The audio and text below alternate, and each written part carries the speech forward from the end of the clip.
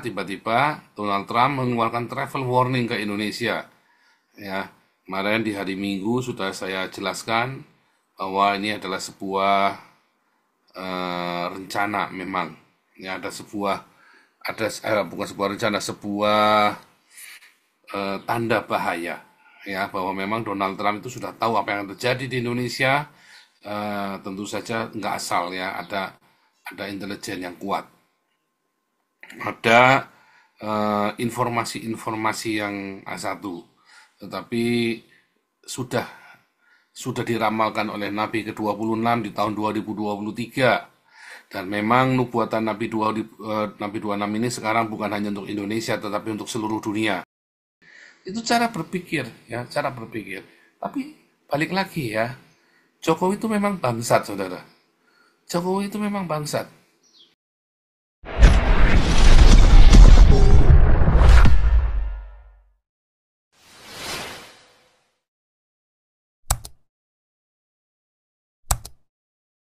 Shalom semuanya yang ada di Indonesia, shalom yang ada di Eropa, shalom semuanya yang ada di Israel, di Haifa, alma mater saya, dan semua teman-teman yang ada di Tel Aviv, Yerusalem, di Yudea Samaria, Rohingya, dan shalom semuanya di Afrika, Rusia, Ukraina, Mongolia, shalom semuanya yang ada di Amerika, Amerika Selatan, Amerika Latin, Panama, Hawaii, Kanada, Alaska, shalom New Zealand, Australia, Melanesia, Vanuatu, Kepulauan Solomon, Papua Nugini, West Papua, Timor Leste, shalom semua yang ada di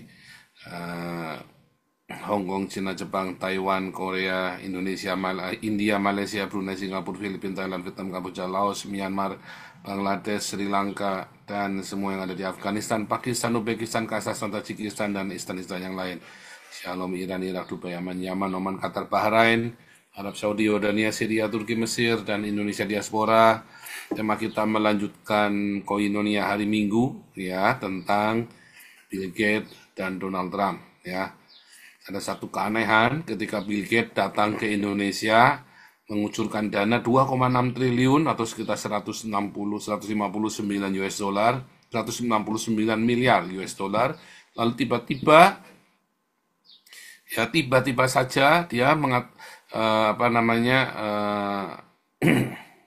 dana itu digunakan 75% untuk uji coba vaksin ya, untuk uji coba vaksin.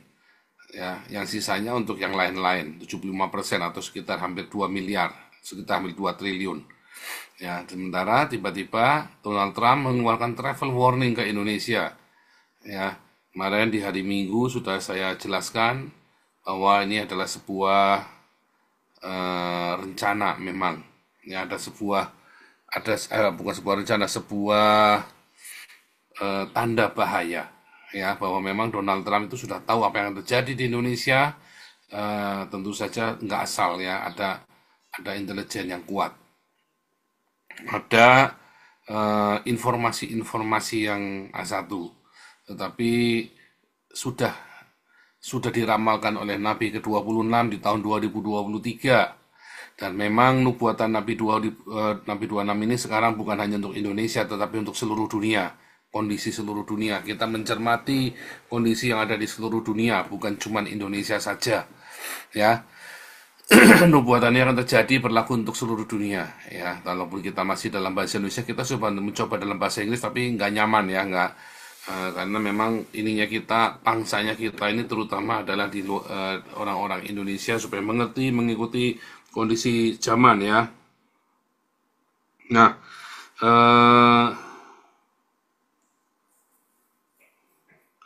namun ada sesuatu yang perlu dicermati mengenai uji coba vaksin yang akan dilakukan oleh Bill Gates.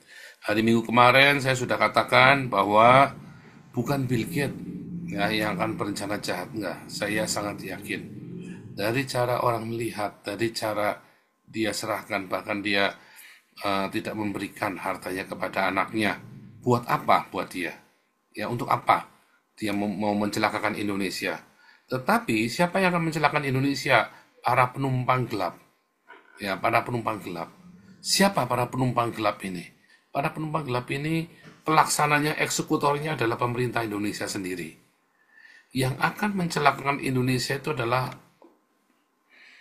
anak buahnya Prabowo. Ya, bayangkan demi 2,6 triliun. Kemarin sudah ada yang nyelonong ya.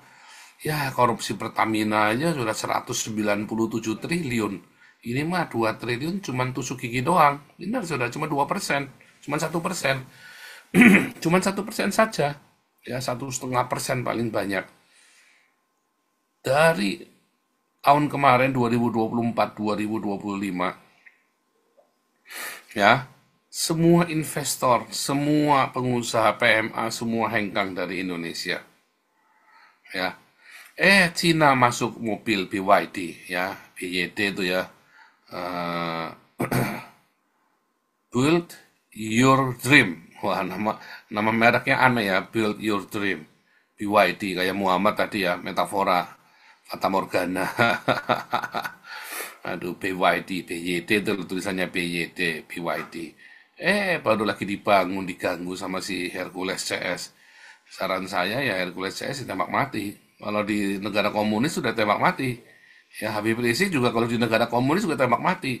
Tapi hari ini Deddy Mulyadi melakukan perlawanan ya. Kapolresnya diperintahkan buat nangkep, buat membubarkan ormas. Gila ya, Deddy Mulyadi ini memang berani ya. Kalau dia bekas bekas tukang ojek ya, Deddy Mulyadi itu ya. Dia itu dulu tukang ojek. Ya, dia benar-benar dari bawah ya. Tukang ojek ya. Anda tahu nggak tukang ojek itu? Ojek motor itu ya. Deddy Mulyadi, mukanya juga culun sekali waktu waktu dia cium tangan Prabowo itu kan. Prabowo-nya masih ganteng segala macam ya. Cium tangan Prabowo, tukang ojek Deddy Mulyadi itu ya. Apakah Deddy Mulyadi bisa nanti membangkitkan Indonesia? Ya, berat sekali saudara ya. In the future ya, masa depan. Setelah Prabowo, Anda perlu pilih Deddy Mulyadi sama Gibran. Loh, kenapa saya pilih Gibran, saudara? Gibran sudah memberikan kiprahnya. Saudara, saya tidak suka Jokowi ya, saudara ya. Terbalik bolak-balik saya sudah bilang, saya tidak suka Jokowi. Periode kedua Jokowi, Jokowi benar-benar jadi lonte, ya, jadi lonte politik si Jokowi ini ya. Benar-benar jadi lonte. Kamu tahu sifatnya lonte, saudara, lonte. Oh, saya ngomong terus terang ya, jorok. Tidak apa-apa, saudara. Kamu mau nggak suka sama saya nggak pernah ngundang-undang Anda kemari ya. Jokowi itu lonte. Kamu tahu lonte, saudara, cabai-cabean. Ya, dia itu kalau lagi ada maunya, dia mepet-mepet, saudara ya. Dia bisa baik sama semua orang. Begitu sudah niatan udah begitu dia yang dia mau sudah tercapai, ya dipegang aja nggak mau saudara sama om-om itu, ya kan? Dipegang aja nggak mau, najis. Begitu ya, begitu yang dia capai. Kecuali si om-om ini ngasih ngasih iming-iming lagi, ngasih iming-iming lagi. Saya dulu waktu saya kerja sekuler, saya pernah sahabat saya, teman saya ya, dia punya cabai-cabean ya, nyimpen cabai-cabean. Pengen ngepret sudah, serius pengen ngepret. Anak ini masih sekitar umur waktu itu saya umur 35 tahun ya, masih 35 tahun, 15 tahun yang lalu ya. 34 atau sedikit mungkin belum 35 tahun. Saya udah jadi GM di sebuah perusahaan ya. Sahabat saya ini punya cabai-cabean. Dan kemana-mana dia pergi selalu ngajak saya. Jadi saya tahu persis cabai-cabean ini.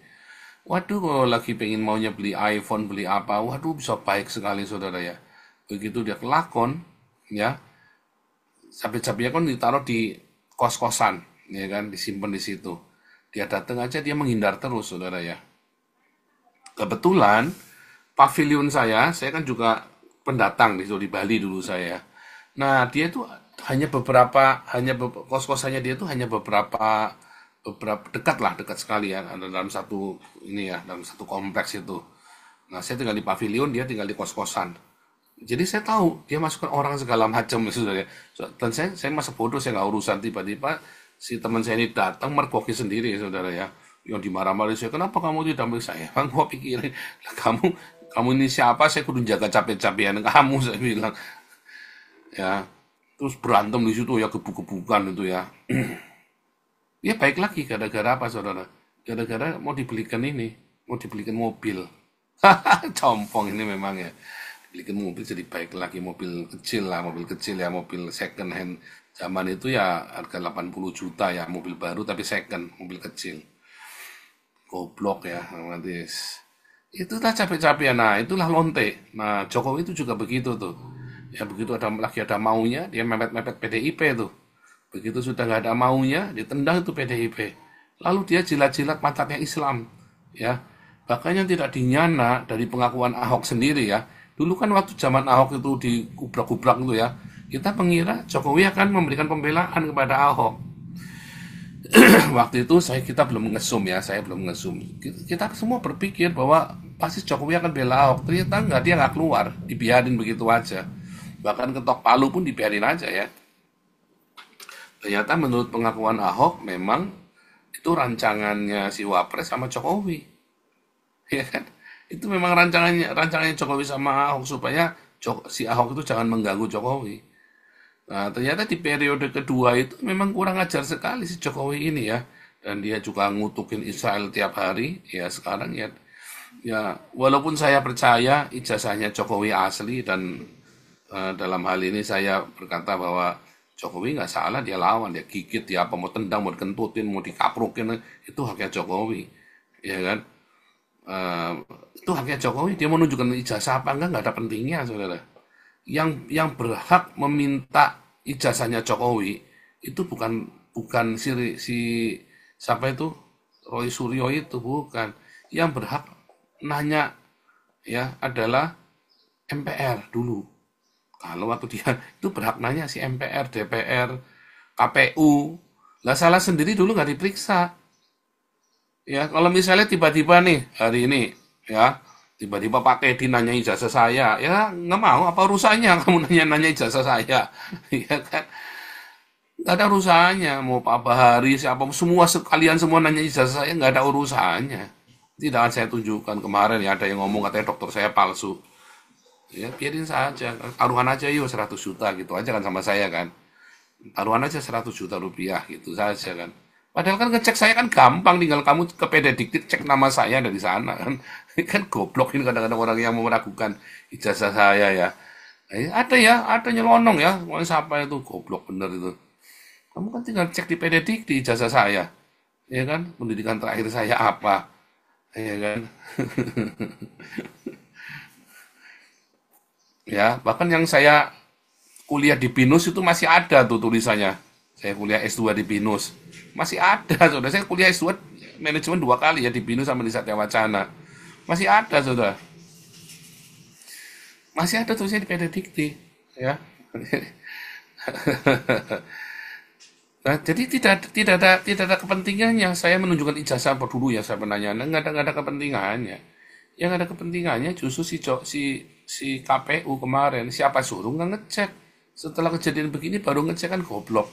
Malah si rektornya sama administrasinya UGM-nya malah sekalian mau dipenjara, sekalian mau dilaporkan, goblok ini yang laporin. Itu cara berpikir ya, cara berpikir. Tapi balik lagi ya, Jokowi itu memang bangsat, saudara. Jokowi itu memang bangsat, ya. Bahkan dia berani mengkhianati PDIP. Dia mengkhianati PDIP loh dia loh, ya.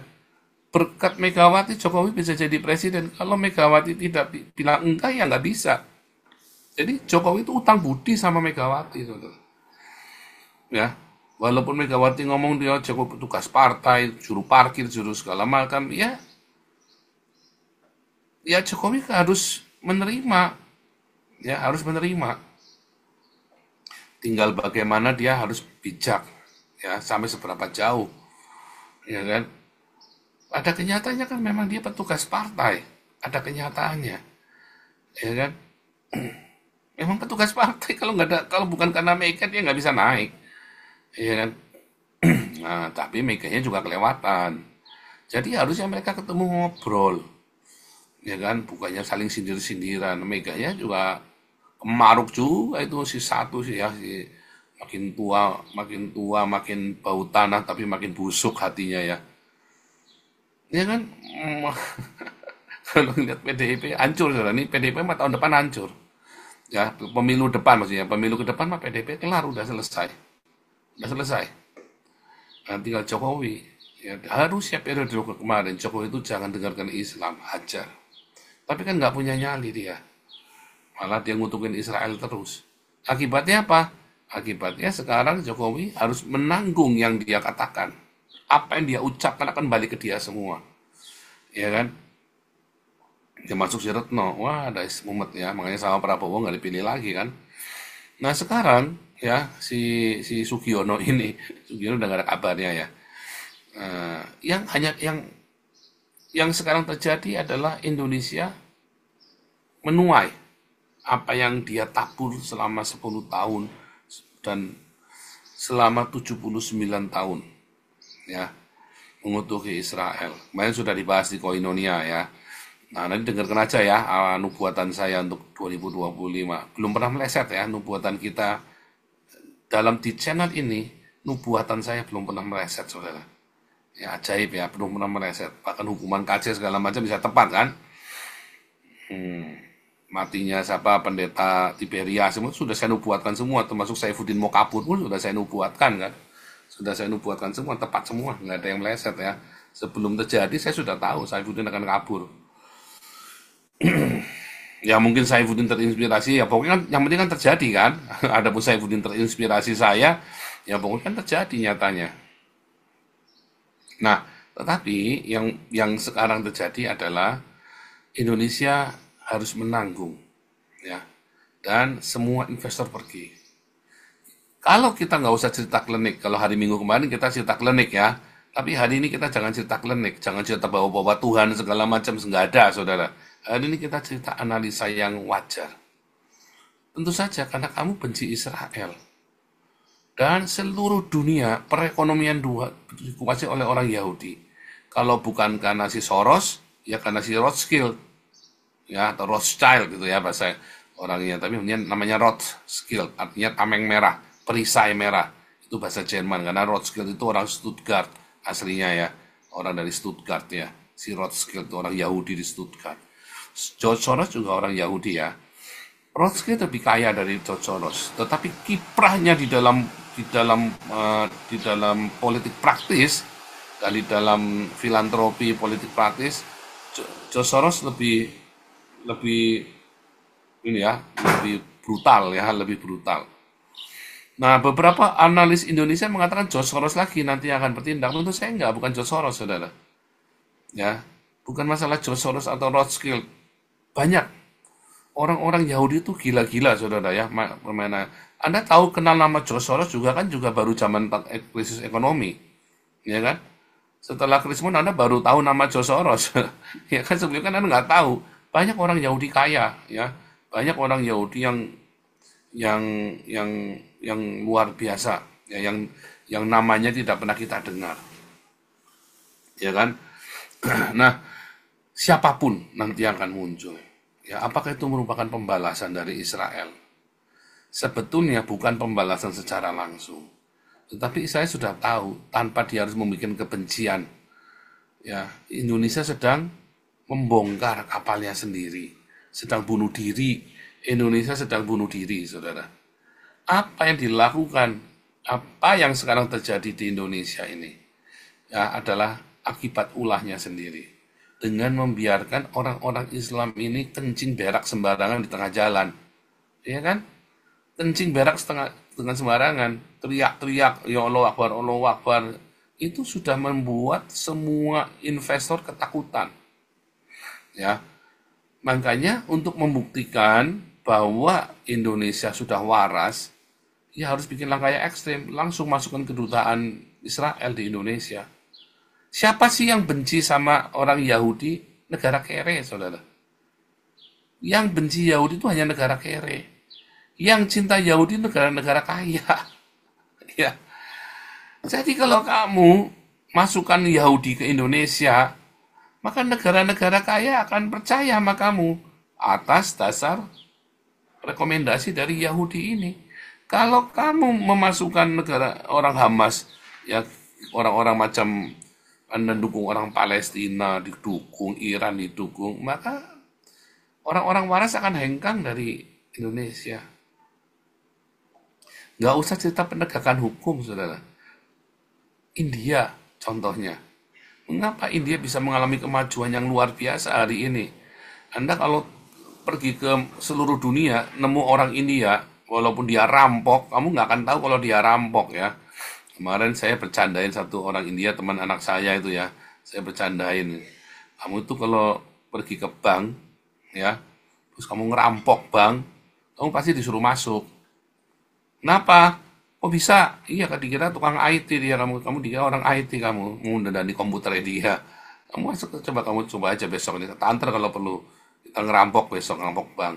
Kamu dikira orang IT nanti kamu. Kalau saya masuk ke sana dikira pengedar narkoba. Saudara. Karena orang Tionghoa itu terkenal tukang apa? Tukang racik narkoba kalau di Braban itu ya. Temennya si Freddy Budiman itu. Kalau orang India itu terkenal ini ya, tukang apa namanya? Tukang tukang komputer hijack ya.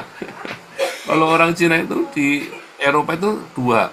Kalau nggak dia tukang racik narkoba, maka dia tukang bajak, saudara. Tukang bajak IT, bajak bajak software, bajak teknologi. Parah ya. Makanya orang-orang Jerman itu kemarin nangkap 7 orang Cina dianggap melakukan aktivitas mata-mata ya. Kalau India ini the rise of the Indian community in Eropa. Hebat saudara. Indian ya, komunitas orang-orang India ini. Aduh menyedihkan ya. Untung orang Cina rajin bekerja di sini ya. Ya, yang ketiga ya orang Cina ya buka restoran. Kamu lihat semua orang Cina kaya-kaya karena buka restoran, termasuk orang Cina Cindo, orang Cina Indonesia bikin restoran di sini kaya raya. Wah, ngobrol kemana-mana. Saya cerita ya semua kondisi di sini. Makanya ya kalau Anda mau ke sini paling bener ya Anda di catering atau bisnis restoran. Ya, ada Kampung Daun itu salah satunya Kampung Daun itu ya, baru 5 tahun dia bisnis restoran. Kencang tuh. Kampung Daun itu ya, masakannya ya enak ya, masih apa namanya, dari salon, dari kap salon dia sukses ya, kap salon yang sukses. Konon kata temennya rame ya katanya, tiba-tiba dia banting setir buka restoran. Karena apa? Kalau saya cuman aku pengen mencoba sesuatu yang baru, bosan aku jenuh jadi kap salon, dia buka restoran saudara, rame saudara. Tidak ada restoran Indonesia yang sepi di Belanda. Saya nggak tahu kalau ada ya, tapi saya selama pergi ke restoran Indonesia belum ada yang sepi. Ini contohnya ini nih, ya Kampung Daun sama ini Pak Irwan ini, ya restoran Jenny Rotterdam. Oh, saya duduk di sana, ya, dia ngobrolnya sambil dia sana kemari, rame terus ya, udah tak 8:30 baru tuh 1-2 orang, itu aja masih ada orang di dalam tuh, ya lagi makan itu aja masih orang di dalam, ditutup baru tuh. Sama kalau ke tempatnya Kampung Daun itu kamu rame terus, saudara. Ke tempat Kampung Daun itu kamu mesti rame sekali ya. Wah, itu memang tidak, saya belum pernah lihat restoran Indonesia sepi ya. Hebat ya, saudara, ya. Ya, bisnisnya restoran ini. Nah,